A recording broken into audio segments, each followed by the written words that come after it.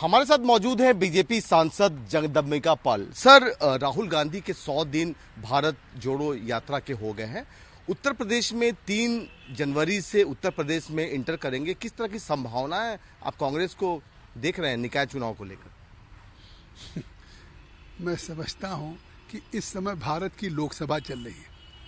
Parliamentary democracy में, प्रजातंत्र में अगर जनता ने उनको चुन करके भेजा है और चुन करके भेजा है तो जिस समय लोकसभा का सत्र होता है, एक एक क्षण, एक एक पल भारी होता है और उनको अगर जनता के प्रति जवाब दें, इसीलिए अमेठी के लोगों ने उनको हरा दिया।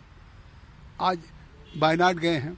मुझे लगता है अगली बार वायनाड के भी लोग सोचेंगे ऐसे मेंबर ऑफ पार्लियामेंट को भेजने से क्या फ़ायदा जो हमारी आवाज़ को लोकसभा में उठाए।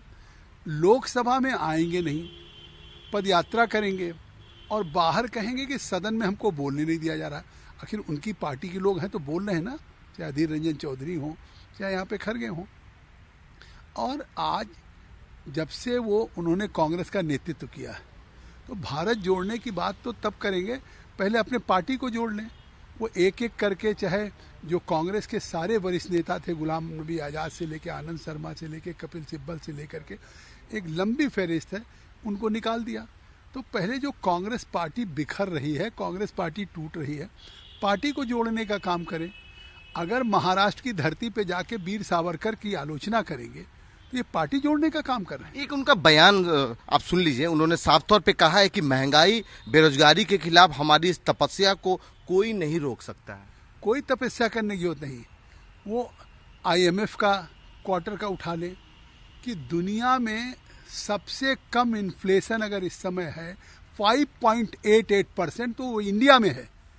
और ये मैं जिम्मेदारी के साथ पूरी कांग्रेस पार्टी और राहुल गांधी कह रहा हूँ कि अगर इस नवंबर की जो महंगाई घटी है और कांग्रेस यूपीए की सरकार में डबल डिजिट से कभी इन्फ्लेशन कम नहीं हुआ।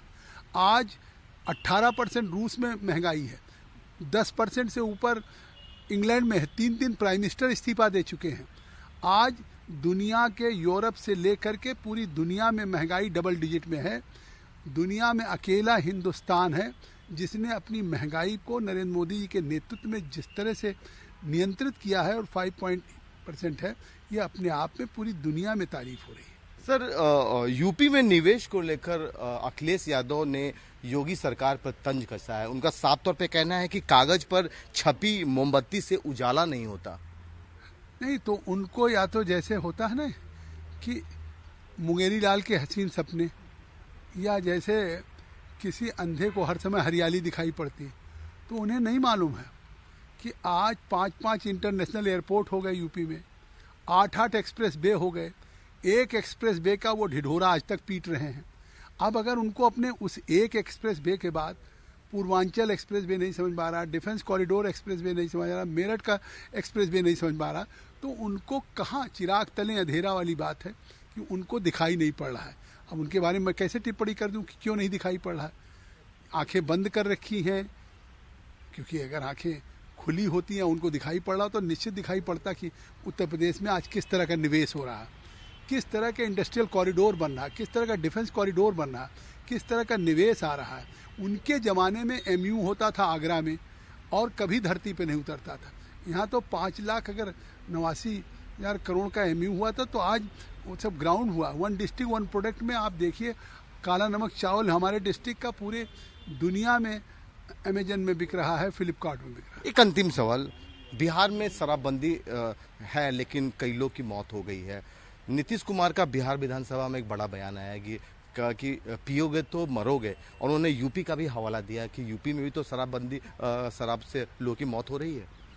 इससे साफ है कि नीतीश कुमार संवेदन शून्य हो गए हैं।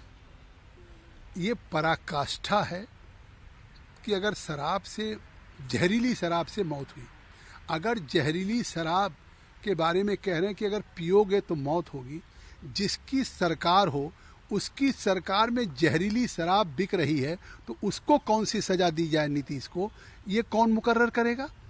मुझे लगता है कि अगर उनकी सरकार होती, पुलिस या प्रशासन के लोग या सरकार नहीं मिली होती, तो ये जहरीली शराब जो समय समय बिहार पे आए दिन घटनाएं होती हैं और इस तरह से लोग मर रहे हैं, तो उस पर वो जिम्मेदार नहीं है। अगर पीने वालों को जिम्मेदार मौत के लिए ठहरा रहे हैं तो उससे बड़े गुनहगार वो हैं। आपसे बात करने के लिए शुक्रिया। कैमरा पर्सन रोहित के साथ पुष्कल, भारत समाचार, दिल्ली।